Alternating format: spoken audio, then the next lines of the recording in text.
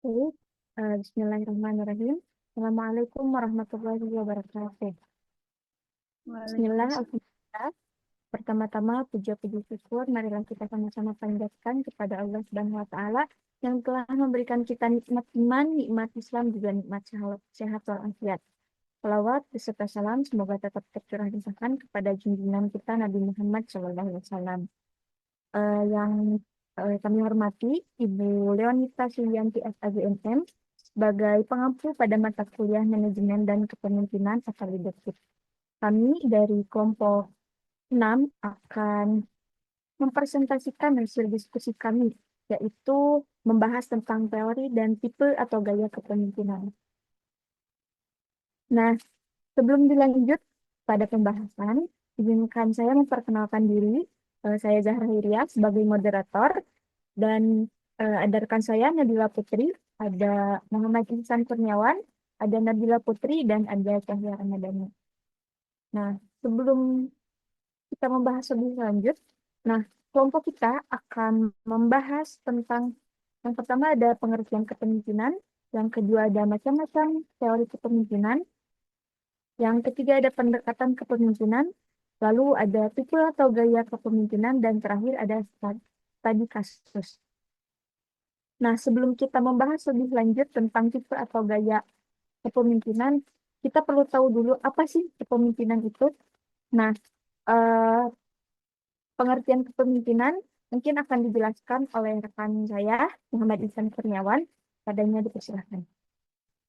Terima kasih untuk waktunya. Jadi di sini saya akan menyampaikan apa itu kepemimpinan ya. Mungkin dari kita sudah pernah mendengar ya atau mungkin melihat secara langsung bagaimana kepemimpinan ini menjadi suatu hal yang sering kita Nah, temui dalam aktivitas kita sehari-hari. Mungkin dalam contoh kecilnya kita bisa lihat dalam keluarga kita ya bagaimana kepala keluarga kita, ayah kita itu memimpin keluarga kita, bagaimana cara memimpinnya dan lain sebagainya. Jadi kepemimpinan di sini tidak hanya mungkin sekedar menyuruh-nyuruh saja ataupun juga memerintah saja, tetapi kepemimpinan itu adalah sebuah seni ya. Bagaimana seorang individu itu dapat menggerakkan atau memotivasi rekannya ya atau teman-temannya untuk mencapai tujuan bersama. Yang mana kepemimpinan ini juga melibatkan interaksi-interaksi sosial dan juga beberapa skill ya atau beberapa kemampuan yang dibutuhkan untuk memimpin seperti halnya tanggung jawab dan lain sebagainya. Mungkin itu ya untuk kepemimpinan. Bisa di next. baik, terima kasih kepada rekan Ihsan Kurniawan. Mungkin selanjutnya ada pembahasan apa saja sih teori dari kepemimpinan yang akan dibahas oleh Ihsan lagi dan rekan Nabila. Padanya dipersilahkan. Ya, jadi di sini saya akan menjelaskan gambaran teori pertama dan kedua. Nah, yang pertama itu ada Gridman teori. Yang mana teori ini mempercaya atau eh, membahas bagaimana suatu kepemimpinan itu berpengaruh kepada takdir ya, lebih ke takdir atau kemampuan bawaan dari lahir. Nah, gitu. Jadi kalau misalnya kita lihat dari sejarah itu banyak sekali tokoh-tokoh yang mana itu memang dianggapnya dari bawaan lahir mereka itu sudah memiliki kemampuan untuk menjadi pemimpin yang baik. Contohnya bisa kita lihat Napoleon, lalu juga ada mungkin Adolf Hitler, atau juga presiden pertama kita ya, Soekarno. Nah, jadi Grand Mentor itu mempercayai bahwasannya kepemimpinan yang bagus ya, kepemimpinan yang baik itu adalah bawaan dari lahir atau takdir yang sudah ditentukan, yang mana biasanya terdapat pada zaman-zaman krisis, ya, contoh dalam Perang Dunia Kedua ataupun yang lainnya. Lalu yang kedua ini ada trade teori ya, yang mana teori ini bertentangan ya atau berkebalikan dengan teori yang pertama, yang mana teori ini menyebutkan bahwasannya pemimpin yang baik itu tergantung kepada kepribadiannya, ya, kecerdasannya, lalu integritasnya, karmanya, nah seperti itu. Jadi tidak semata-mata hanya berpaku kepada ini mah bawaan dari lahir, enggak, tapi dilihat daripada kepribadiannya itu, skill-skill yang dia punya, yang memang itu dibutuhkan untuk memimpin itu ada atau tidak. Mungkin seperti itu. Mungkin dilanjutkan oleh rekan saya yang lain. Terima kasih. Baik, di sini saya akan melanjutkan teori tersebut, yaitu teori ketiga ada teori kontingensi teori atau teori kontingensi, yaitu teori yang berpendapat bahwa tidak ada gaya kepemimpinan yang paling baik dalam semua situasi. Jadi secara sederhananya, teori ini menyatakan bahwa tidak ada suatu gaya kepemimpinan yang terbaik untuk semua situasi, dan efektivitas kepemimpinan itu tergantung pada berbagai faktor seperti jenis tugas, hubungan antara pemimpin dan juga anggota, serta seberapa besar kekuasaan yang dimiliki pemimpin. Jika dikaitkan dengan kepemimpinan, eh, teori ini juga disebut juga bisa dalam seorang pemimpin itu harus bisa menyesuaikan gaya kepemimpinannya sesuai dengan situasi yang akan dihadapinya. Dan jika dikaitkan dengan hukum, konteks hukum juga pemimpin seperti hakim, pengacara, atau kepala lembaga hukum harus mampu menyesuaikan pendekatannya berdasarkan kasus atau kondisi hukum yang berlaku. Contohnya dalam mediasi, pemimpin tidak bisa selalu otoriter, tetapi harus bersikap persuasif. Lalu next.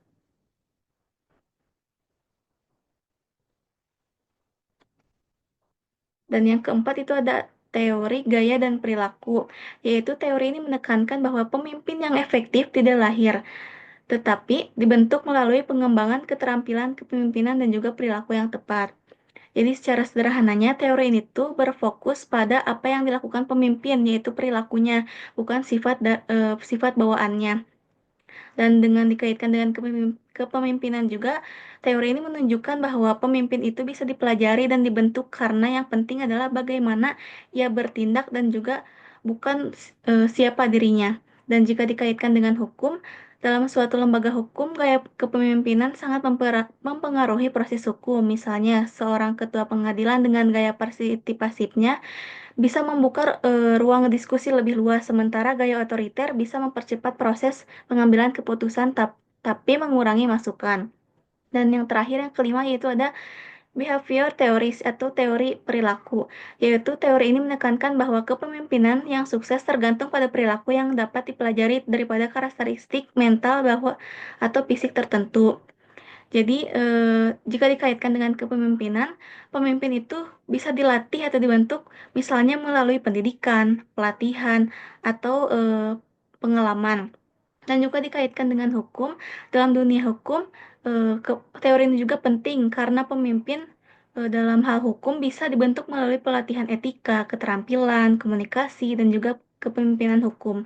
Misalnya seorang jaksa yang belajar bersikap adil, tegas melalui pengalaman dan juga pembinaan. Sekian, saya kembalikan pada moderator.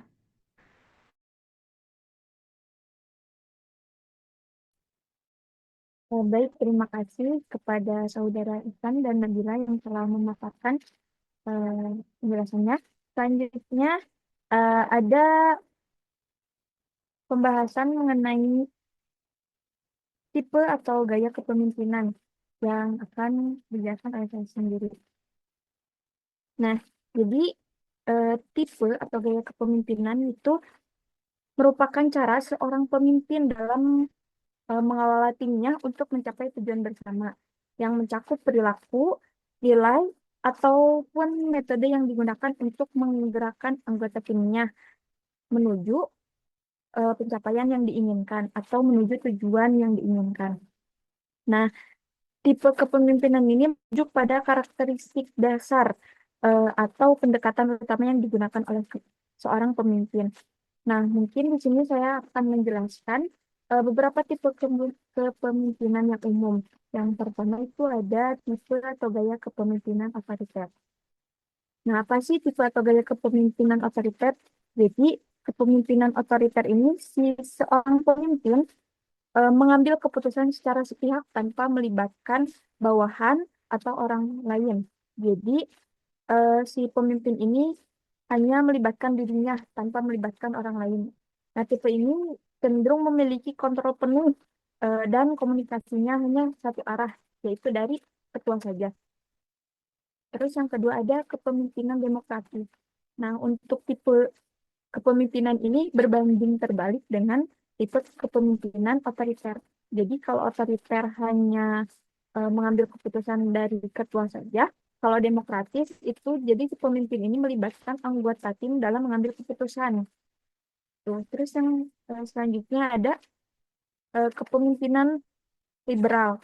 Jadi kepemimpinan liberal yaitu pemimpin itu memberikan kebebasan kepada anggota anggota tim untuk mengambil keputusan dan bertindak secara mandiri. Terus selanjutnya ada kepemimpinan laissez-faire atau delegatif.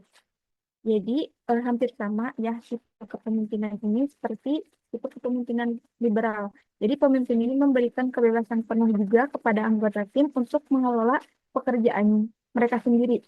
Nah, apa bedanya tipe kepemimpinan liberal dan laissez-faire? Jadi kalau tipe kepemimpinan liberal, si pemimpin ini masih berkontribusi, masih ikut campur dalam mengambil keputusan. Sementara kalau misalkan laissez-faire, jadi si pemimpin sudah lepas tangan kepada anggota timnya. Nah, kelemahan dari eh, kepemimpinan laissez-faire ini biasanya nanti kalau misalkan ada masalah, si pemimpin tidak bisa ikut campur. Mungkin itu yang dapat saya sampaikan. Baik, selanjutnya ada pembahasan mengenai pendekatan kepemimpinan yang akan dibahas oleh Saudara Nabila. Kepadanya dipersilakan. Baik, di sini saya akan menjelaskan mengenai pendekatan kepemimpinan. Nah, mengapa pendekatan dalam kepemimpinan itu sangat penting sekali untuk diterapkan? Nah, karena dengan melalui suatu pendekatan dapat mempengaruhi cara seorang pemimpin berinteraksi dengan anggota timnya untuk mencapai tujuan bersama. Nah, selain itu, pendekatan dalam kepemimpinan juga dapat menciptakan lingkungan kerja yang lebih baik yang dimana seorang pemimpin yang memiliki komunikasi yang baik dan dapat memotivasi timnya akan lebih berhasil dalam mencapai tujuan bersama. Nah, di sini saya mencantumkan 5 metode pendekatan dalam kepemimpinan. Nah, yang dimana 5 metode ini dapat dilakukan oleh seorang pemimpin. Nah, yang pertama yaitu memberikan perlakuan yang adil. Nah, yang dimana seorang pemimpin ini tentunya harus memperlakukan seluruh anggota timnya secara adil tanpa memberikan perlakuan yang diskriminasi kepada anggota timnya. Nah, hal ini tuh mencakup dalam proses pengambilan keputusan yang objektif. Nah, yang dimana eh, apa ya? eh, tanpa memberikan suatu privilege kepada salah satu dari anggota timnya gitu yang dimana tidak membeda-bedakan antara anggota timnya. Lalu yang kedua yaitu memberikan apresiasi atau penghargaan yang proporsional. Nah, yang dimana dengan memberikan apresiasi ini merupakan salah satu metode pendekatan yang paling utama. Nah, yang dimana dengan memberikan suatu apresiasi dapat meningkatkan loyalitas, motivasi, dan juga kepercayaan diri dari anggota tim.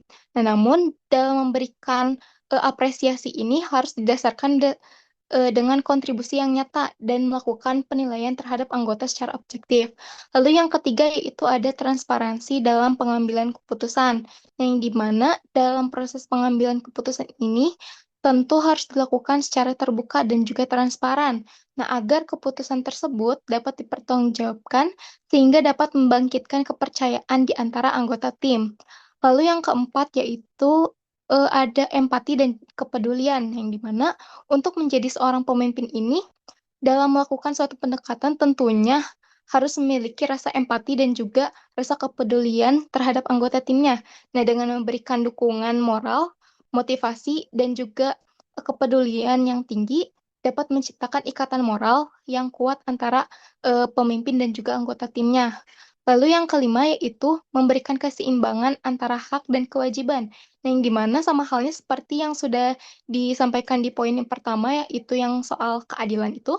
yang dimana seorang pemimpin itu harus dapat memastikan bahwa anggota timnya tuh harus dihormati sesuai dengan tanggung jawab dan kinerja mereka, yang dimana hal tersebut dapat menciptakan keadilan dan juga kesetaraan dalam suatu tim. Jadi kesimpulannya, pada bagian ini, yaitu keberhasilan suatu tim itu seringkali bergantung pada bagaimana seorang pemimpin ini dapat melakukan suatu pendekatan kepada anggotanya dengan cara yang tepat. Saya kembalikan lagi kepada moderator.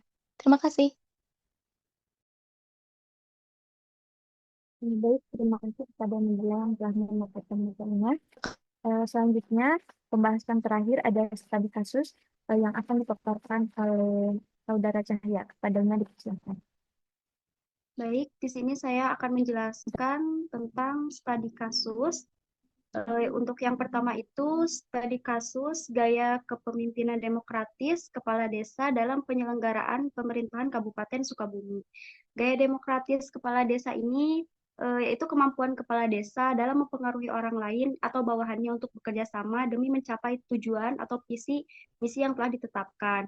Adapun ciri-ciri dari gaya pemerintahan demokratis di kepala desa di Kabupaten Sukabumi ini seperti yang pertama, wewenang pemimpin itu tidak mutlak.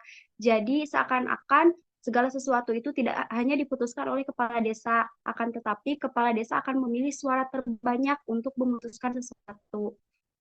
Nah, pembahasan dari segi etikanya bahwa segala sesuatu yang dilakukan oleh pemimpin ini kan harus atas dasar-dasar nilai-nilai yang baik dan tercipta bersama.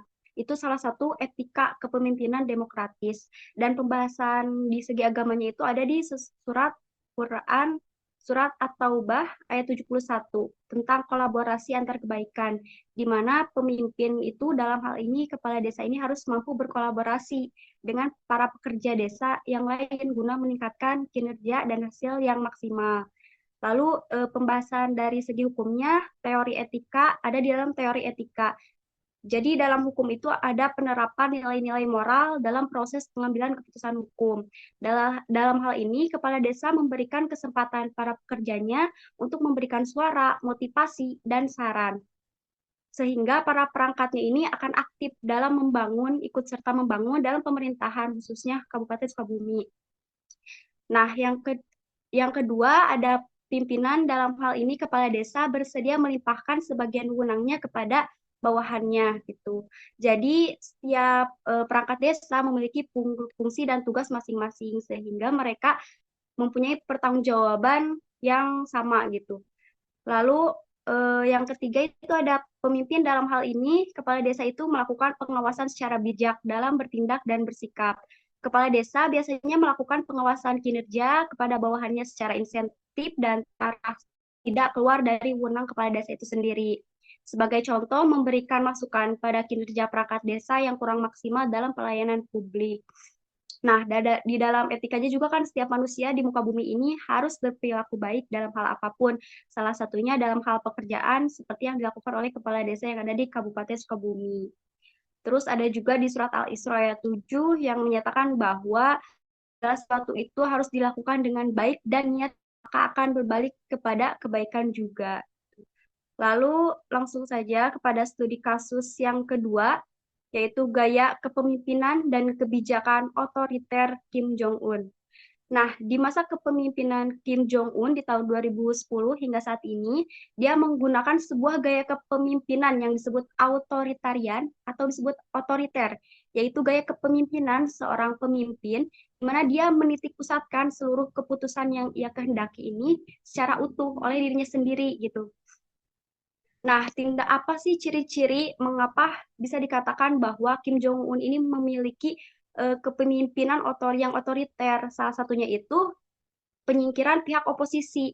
Jadi penyingkiran pihak oposisi itu bagian dari upaya rejim untuk membangun suatu status quo. Jadi sehingga tidak ada satupun pihak yang bisa melawan pemerintahan gitu. Sedangkan kalau dibahas dalam segi etikanya, jelas pemerintahan yang dilakukan oleh Kim Jong-un terhadap negara Korea Utara ini tidak sesuai dengan ajaran yang ada di dalam moral bangsa Indonesia, yaitu memaksakan kehendak sendiri terhadap orang lain. Dan di dalam pembahasan agamanya juga kan, karena pemimpin Kim Jong-un ini bukan beragama Islam gitu, jadi sangat bertolak belakang dengan negara Indonesia yang dimana rata-rata menganut agama Islam gitu. Sedangkan di dalam Islam aja, salah satu ulama kan berpendapat bahwa itu harus beradab dan berilmu gitu, karena ilmu tanpa ada tidak ada apa-apanya. Dan dalam segi hukumnya itu, pemerintahan otoriter memang sudah ada sebenarnya sejak dahulu, yaitu pada masa pemimpin Adolf Hitler. Namun kan hukum selalu memberikan kebenaran terhadap segala sesuatu, sehingga pemerintahan otoriter ini sangat jarang, bahkan cenderung tidak ada pada masa pemerintahan sekarang. Lalu yang kedua, cirinya ada tindakan pelanggaran HAM dalam menjalankan pemerintahan. Dan yang ketiga itu ada tindakan terhadap kontrademokratis. Apa sih positif dan negatifnya dari pemerintahan yang dipimpin oleh pemimpin otoriter ini? Jadi yang pertama positifnya itu keputusannya itu dapat diambil secara cepat dan efisien. Terus visi dan arah yang jelas dan perubahan yang konsisten. Namun ternyata sangat banyak juga negatifnya seperti menurunkan moral, terlanggarnya hak-hak asasi manusia, menerapkan kebijakan secara sewenang-wenang tanpa mempertimbangkan dampak untuk warga negara, dan lain sebagainya. Mungkin sekian yang bisa saya sampaikan, saya kembalikan kepada moderator. Baik, terima kasih kepada saudara Tini yang telah memaparkan materinya. Lalu kesimpulannya, kepemimpinan itu merupakan kemampuan seseorang dalam mempengaruhi, mengarahkan, atau menginspirasi individu untuk mencapai tujuan bersama. Nah, tadi sudah dipaparkan tentang teori, tipe, dan studi kasusnya. Mungkin hanya itu yang dapat kelompok kami sampaikan. Kurang lebihnya mohon maaf. Assalamualaikum warahmatullahi wabarakatuh.